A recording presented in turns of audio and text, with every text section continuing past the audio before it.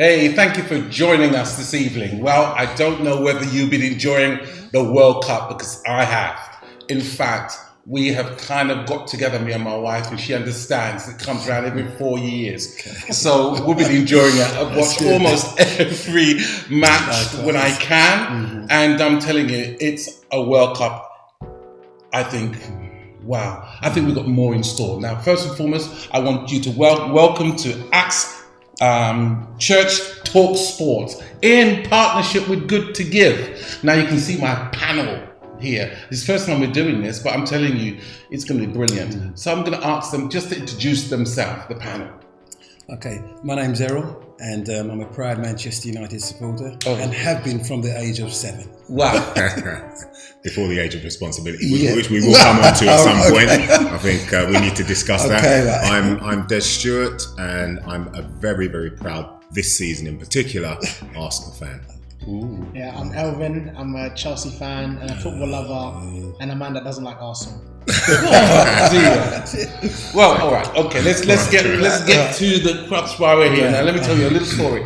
I love football. Played football when I was at school, and I remember my little tear jerk, I suppose. The reason why I was an Everton supporter in the early days, is that I was at school, didn't have a football shirt, so I said to my school teacher who was taking sports, I said, I haven't got a football shirt, sir. He said, go and look in a lost property box. So there I go, and I picked out this shirt, and it was a blue and white one. So I went to the teacher and says, I've got one, sir, but I don't know what the name of this shirt is.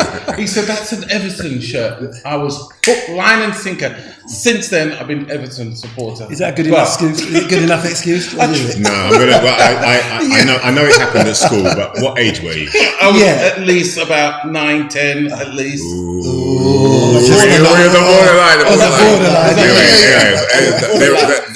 Those of us within the Christian fraternity understand the age of responsibility, the age at which you become responsible for every decision that you make, and that age is 10. So you're there or thereabouts. You're there or thereabouts. All right, no problems. Any decisions that you make after 10 years old, then you're stuck with that decision. So you were an Everton supporter then. You're a Man United supporter now. No, I'm an Arsenal supporter. You're an Arsenal supporter. Yeah. Just making sure you're not.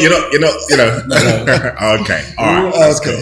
Right. Look, let's get right to the whole idea. I think the tournament, would you agree, has been brilliant so far? I think it's one of the best ones actually. I think so. A lot of shocks. A lot of results. A lot of the lower teams, or supposedly lower teams, really going above and beyond. It's amazing, isn't it? Yeah, it's good. Look at Morocco the other day. Morocco, amazing.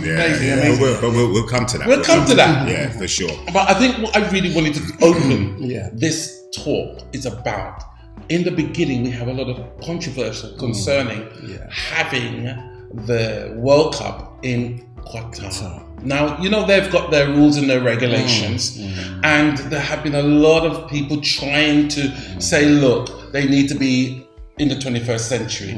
What do you think about that?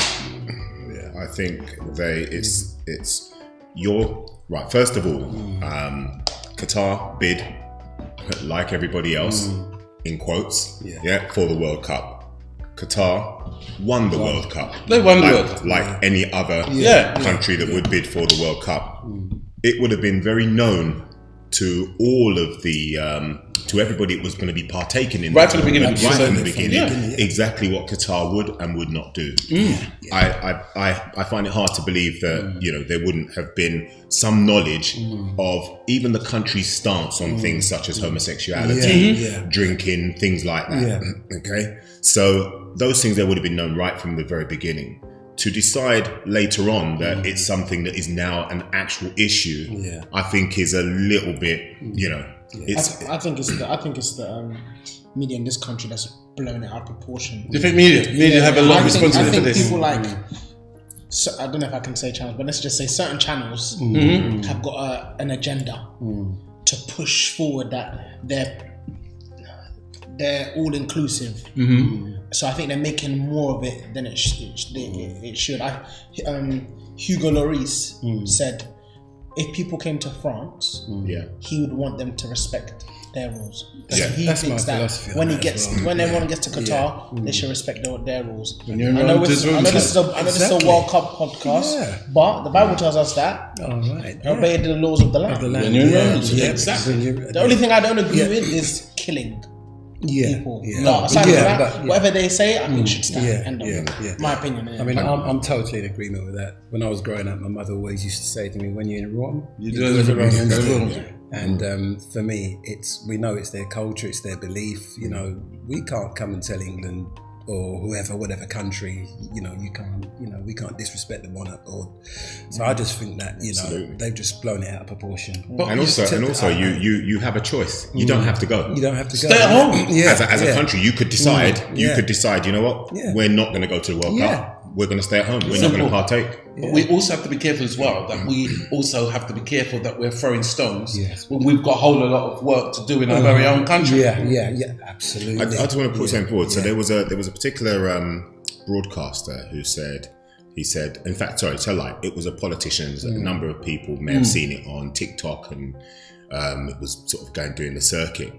And he spoke to a particular journalist and said, "You're making a big deal out of Qatar and the gay rights and this, that, and the other." Still visit. He said, but in 4 years' time, the World Cup is going to the USA. Yeah. He said, USA they've created Human atrocities rights. around the I'm world. telling They you. have done. Yeah. What are we going to be saying anything about that? Are we going to be, are we going to shine a light on all the negativity? And there's a that whole America bunch and, of them and, there and in there is a America. whole host of negativity. In fact, like you were saying, you could look at any country anywhere, Right. And find. and you're Problem. going to find problems. You're going to Something find to- yeah. something that at the end of the day, if you're going to shine a light on this one here, you have to shine a light on that one over there. It's just the way it's done. But don't you think? I think football has got such a stadium and an audience that you can make a political stance, can't you? It's a good way of letting the world know where you stand. And I think we've got to be careful that we don't lose the balance, because I'm going to a football match to enjoy the football match, but it's coming along with loads of political ideas, Just and focus on the activists, football. Exactly. spoiling up our football. You know what I'm saying? Just focus on the football.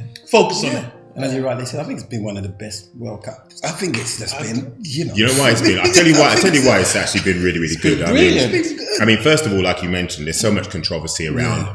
First of all, controversy around the World Cup happening during the middle of our season. No, that's different. That's different. A winter No, World but I can honestly say to you that, as far as I was concerned, it's like, how can you actually have it in the middle of we've only just started the season and now and I was about to use the word devastated, but I'm going to calm down because it's not that bad. Right? Because you hadn't had one before. That was a concern of mine as well. No. I'll tell you when I actually became devastated, and this is me with my Arsenal hat on. When I became devastated was the fact that we're doing so well. You're doing so well.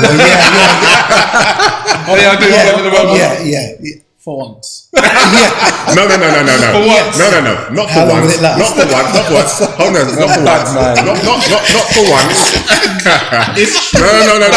No. Don't forget the Invincibles and titles. But anyway, let's put that to one side, right? Because let's not go. How long ago? Like 20 years ago. Why are you talking about it? We're in 2022. Something we still talk about Jesus today. Yeah, but he has significance. He's important. No one cares about Invincibles. Let's get back to the World Cup. I was going to say. Right, so there was that. There's controversy. There's all the issues around, it being, too hot. Have you seen one drinks break happen? No. One drinks break. I've been here in the stadium. Many of them is caught cold. Yeah. Air conditioning. I mean, technology. They've surpassed themselves absolutely in terms of the technology. Just goes to show you what man is capable of. Yeah. So we have to really look at that and say so far it's been a fantastic World Cup. Plus the difference between the best teams or those that are deemed the best teams in the world and those that are deemed the minnows is like that now. It's made apart from Qatar themselves, who are not really a footballing nation, so you can kind of understand that. goodness. But they'll grow. They'll grow in time. They'll grow. They just couldn't get going. No, Do you know what? We say they'll grow. They'll only grow if they end up with. I'm not sure what the football is like there. I mean, having not even, you haven't actually got a stadium as such. And I think the stadiums that they've built now, the 7 they've built, I think they're only going to have 1 remaining. So the rest are all going to be taken apart. down. They get taken apart. That's right. So they're going to need to, but they've got the money to invest in infrastructure, bring the best players over in time, and so on and so forth. So we'll see. But you can say that there's certainly going to be the appetite for them to actually be able to progress in the next 20 years or so is certainly going to be there, because you could just see right now. I mean, we'll jump into the football talking after football talk in a moment, but. Let's go to the football we're watching so far. I mean, from the opening, got to talk about England's performance. Obviously, we've got to find out how they're doing. But every game I've watched, I've been impressed. But can they go? Can they go all the way? I don't know. It looks. I mean, if they get through with France on Saturday, is it? If they get through, they're going to have a good position. They're going to have a good chance. That's a very, very tall order, and I think we should just slightly digress. I wouldn't necessarily suggest that England have actually done very well. England actually had a very easy group. They're supposed to win that. Yeah, they've had the easiest group. Do you think so? They had a very, very easy group, in my opinion. Right, they were supposed to beat. Who did we play in the first? Iran. Yeah. They were supposed to beat them convincingly. Having said that, the 2 goals that were given away, in my opinion, were comical. They should never have scored it. But it happens in football when you're winning by such a large margin. You're I appreciate that. It. I don't want to sound like some broadcasters that are never happy on TV, no matter what you do. It's true. Right. So, but I would certainly say that England met up with the USA. I think certainly should have done better. Certainly should have done better. They held them to ransom. They did. They held them to ransom. And then in the last game, it wasn't until the second half that they actually found their feet. And I would like to think that, in my opinion, it's almost as if they need another game before they play France. Just to be able to turn that same second half form from the previous game for the whole game. For the whole game. Because I think France, as much as England have devastating power from midfield moving forward, and we can start talking about the individuals like Jude Bellingham, people like that, but I think defensively, very impressive, isn't it? I think defensively we are weak. Maguire's been doing quite well, hasn't he? I mean, obviously.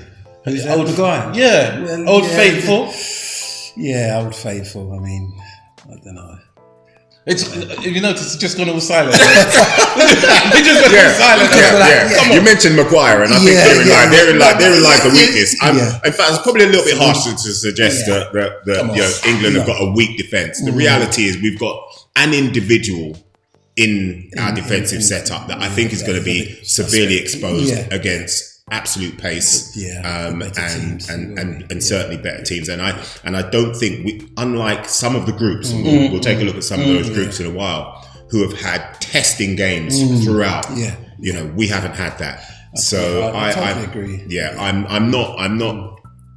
The jury's out for me on England in terms of how they're going to progress. So you're not confident that come Saturday they'll go to the next stage? I think this is their first real challenge, France. But you see, Mbappe is only one individual, he's not the whole of France. What an individual though, my gosh. What an individual. Unplayable. Absolutely. Unplayable. But funny enough, I think with the amount of injuries that France have got, I think it's actually more even than you think. If anything, based on the players, England probably edge it because of the players they can bring from the bench. I'm not a massive Saka fan, right? But unfortunately, he will be starting. So because he's starting, you've got people like Rashford that'll come off the bench. You've got, I don't know what the Sterling situation is. He's come back. He's come back. So Sterling, you got Grealish. Probably Sterling will probably start. Then you got Grealish to come off the bench. You got Foden. But then France ain't got the same level coming off the bench. So it's defensively that I believe we have an issue. I know. Going forward, France are going to test our keeper. They're going to test our defense. They're going to gain opportunities, and we can be leaky. I think you can get at France though. You can. I don't. No one should be that surprised if England win. I'm not. But I would say focusing on the one guy. I mean, he's incredible. Yeah, he is. Yeah, You got Giroud as well. He's good as well.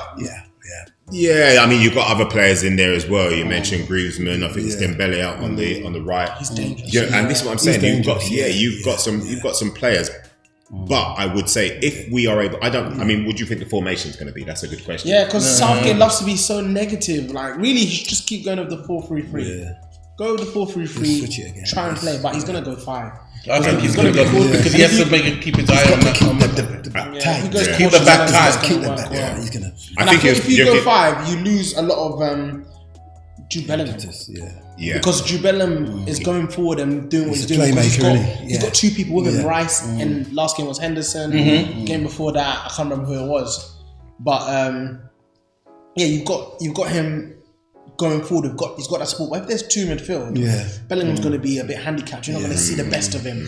And if he's that good, why would you handicap him? But the thing is like you said, I know we keep talking about that one player, Mbappe.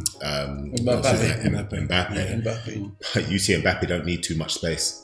He's got good pace. The man can run. It's not just the pace. His precision, his eye for goal. I mean, you almost feel like you need to double up on him, and I think we're gonna have to start with Kyle Walker. You know that? Carl Walker. Definitely. He's the only one that will handle it. For pace and I think so as well. That's so good. Mbappe reminds me of the old Ronaldo, R9, original Ronaldo, mixed with Henry.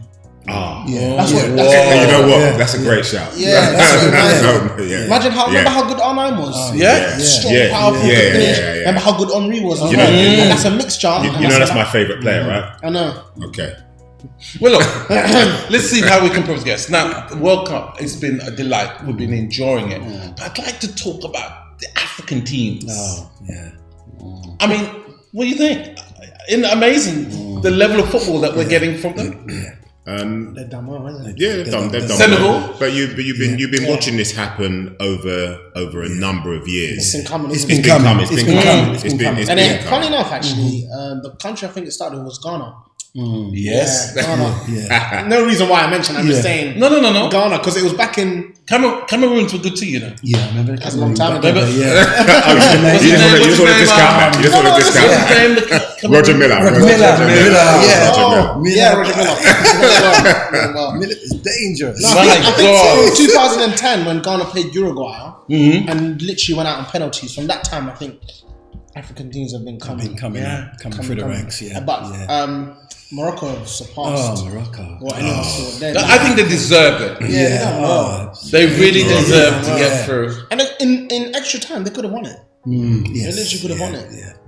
But either way, they won it on penalties. They did well. Spain struggled, didn't they? Morocco have got this player, is number 4. What's his name? I can't remember his name. Right, I'll dig up his name in a while. But he can play. I mean, defense. He's a defensive midfielder. Plays in the old Vieira role, or number 4. You know, are absolutely such a strong player. You know, put his body on the line. In fact, the whole of the Moroccan team was doing that. Hard. Every one of them. Pacing, they weren't joking. They were serious. Man, it was just good to see that happen. The African team. How about the Asian team? They did Japan, Korea. Again, I mean, South Korea got absolutely annihilated. Yes, they did. Yes, they did. Brazil, but Japan started well. They did as well. Again, this is the beauty of the World Cup, and when you actually apply yourself, but it takes time. You know, you apply yourself. You can just see over the years the transitions that's happened, not just with the Asians. But also with the African teams. In fact, I remember just sort of digressing back to the African teams. I remember, years and years ago, it was almost like the running joke was, even the African goalkeeper would be up front trying to score a goal, because typically that was just how everybody, unfortunately, but with investment in the game, with money going in, certainly at grassroots levels, them players come into Europe, that's it, and not only that. But with now the African nations, tournaments actually being taken seriously. And at a high level now. Yeah. Remember, there was a period where it was almost like, we don't really want to touch African players because because they've got to go away come January, right, blah blah for the African nations, which happen every so often, right? Okay. Now players like Mane put a stop to that. You know, I mean, even before Mane, you got the Drogbas and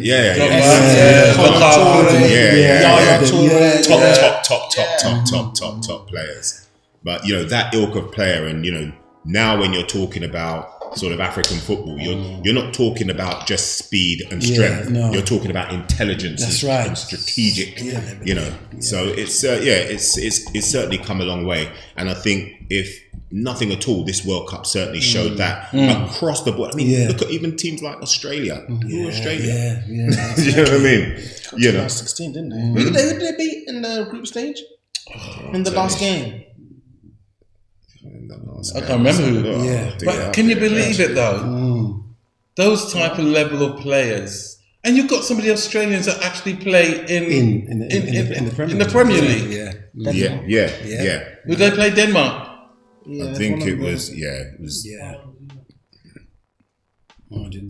Argentina? No.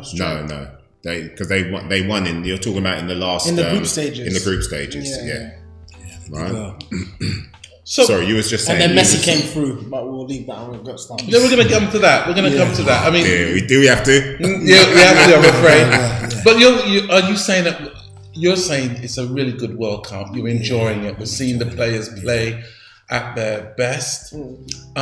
What has been the biggest problem for me is I'll say it, that maybe the interference of the VAR. The interference. No, right? I think I'll be Tell honest me, with you. has the game got better? Is it too much? Isn't the referee playing the advantage every minute stopping for the VAR? I mean, come on. I mean, but even if you are stopping for the VAR, they're suddenly adding the minutes on. Have you not noticed that? 9 minutes, 10 minutes, 15 minutes. They're not joking around. No, they don't waste time. All that laying on the floor and VAR, they add it up and put it back in the game. that's what I saw. I've been noticing. Yes, I don't think it's a bad thing. And I think the VAR is different. This VAR is different. So it's not just I can't remember what I was discussing a while back, but it's not just the lines. They're actually got the actual proper virtual reality. So you can actually the semi-automated offside thing you're talking about. It's absolutely. I think the VAR has been fantastic, and what it is, I think the reffing in this World Cup has been superb. I think it's been probably the best reffing that I've seen in a long time. Why? Why would you say that? It's firm. It's fair. They're actually using VAR the way it's supposed to be used. In other words, they're letting the game run. So VAR will make certain unless it's a blatant offside and the linesman has his flag up and it's like, everybody can see it was 2 yards offside. It was really easy. But they're just allowing, because VAR, that's what it's designed for. Let the game flow, and at a point where we can then look at it and review it. So if I score a goal. I'm going to be at the World Cup. But anyway, if a goal is scored, right, and it was deemed to then be an offside, well, okay, I've scored the goal. If it was deemed to be an offside, the goal's chalked off. If it's not, then great. Whereas before, flag would have gone up, it would have stopped play. Players would have been furious. Because they had the advantage to play absolutely. The only thing I don't like nowadays is but I guess offside is you could have a toenail that is offside. That is too far. I don't like especially when you see a great goal. And I think you're ruining the game when you're having like we're talking literally like a toenail offside. Do you think do you think when the World Cup's finished, that bit of technology is going to be brought over into our Premier League games? The semi-automated thing. Yeah, all of these. It's in the Champions League already. I've never seen that virtual type of PlayStation with measuring the shoulder. That's in the Champions League already. Right. So, but I think it'll come to the Premier League. I think it has to. I think anything that works and works well, it would be crazy not to. Like VAR. Like VAR. And to be honest with you, it took a long while for it to actually turn up. He just got to Scotland about what 2-3 months ago, right? So it's taken a long while for it to turn up, and sometimes that's just the way it is, because people generally don't like change. This is our game. Our game has been running like this for ages. Why can't the referee just make a decision? Well, ask Frank Lampard that. Yeah, exactly. How many World Cups ago? Exactly. 2010, isn't it? That's what I'm saying. It's Germany, Look. How about talking about the whole idea of Ronaldo? There's a lot of issues around him and so forth. The last game, he was known to play in the startup, and then came on maybe 2-3. What do you think about that? Was the coach correct in keeping him out? I mean, it was 6-0, I think. When the guy who replaced him scores a hat trick, you can't complain. Well, I mean, was that a gamble then? Well, look, for me, he would have never known that he put him on. He obviously had faith in the guy that he could go on and do a job, maybe even the job that Ronaldo used to do and do very, very well. All right, but there's a certain discipline. I don't care when you are part and parcel of a team. The team must always come before the eye, before the individual. It's as simple as that. And as far as I'm concerned, if Ronaldo had shown that he was being selfish, he was not respecting the team, then absolutely, regardless of how good you are as a player, and I know there are those among us who might think differently, I don't know. Do you want to get into this now? No, why not? No. We'll get into it. We will get into it. Because we'll get into it. But he did celebrate with them, didn't he? Yeah, he did. Yeah, he did. But then he walked off. What? He walked off by himself at the end of the match. At the end of the match, yeah. Yeah, leave him be. Let him go inside. I don't think it's a big deal. But he must be able to go inside. Let him do what he wants to do. That's what he's done for the game. What he's done for the game is great. There's no two ways. No two ways about it. But I would go as far as to say the team is bigger than any individual. Yes. And that has got, and as far as I'm concerned, Alex Ferguson used to say that no individual is bigger than the. That's I right. don't think I entirely agree about that. He said that. You don't agree with that, Sir Alex Ferguson? No, well, I'm just saying this. I'm just saying you don't agree. No, with that. just that I understand the idea of no one's bigger than a team, but sometimes that one individual, I don't know, for example, Messi. You just really want to go there, don't you? We're coming to Messi. I'm just saying. We'll do that in the next half. Some individuals make a team better. So you've got to But yes, you got to make the environment. Of course, like Thierry Henry. When Thierry Henry was on the pitch, yeah, he made the team. Yeah, you know what I mean? Without question, I get it. But he was still very much the team. So is Messi. I'm not sure where this argument is coming from. You really want it? I'm just saying. Let's get back to Ronaldo. I mean, what do you think? But in terms of does he see himself as an individual or a team player?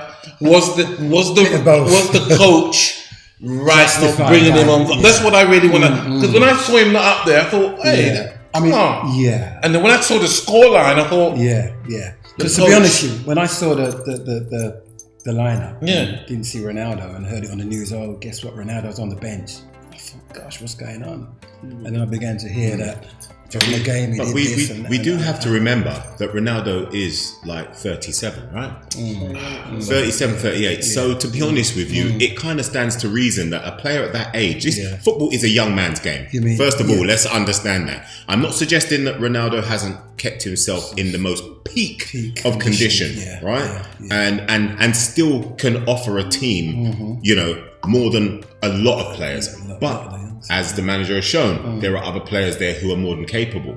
And at some point, the mantle has to get passed over. I still don't think Ronaldo's ready to pass that mantle over. No. Don't get me wrong. There's I'm not saying football in him. There's loads of football in him. I mean, he knows there's loads of football in him. He said he's not going to retire until he's about 40. I think I still think there's a slight level of delusion from him. A little bit. At 37, 38. Even if you're going to go down to like 34, he's not going to be. He's not going to as effective on the game as he physically can't do the same things. You can't really. I love Ronaldo, but I think he's truly brilliant. He really is. He's top. Yeah, but he has to. I think you think about it, right? He's been starting for whichever team he's playing for since he was 19. I'm saying 19 because he got to United about 18, so he took Yeah, about so a year that- to... yeah, That's right. To So send from, it. Yeah. so 19 all the way till about 33, 34, Yeah. you're starting. That adjustment, Is hard. your ego is bruised massively, whether you like it or not. As much as Oh, I see what you're saying. As much as he's achieved in the game, Yeah. It's what he's done for the It's what game. he's done. That's what he's done for the game. Yeah. it's what he's done for the game. But as much as he's done, He's been unplayable.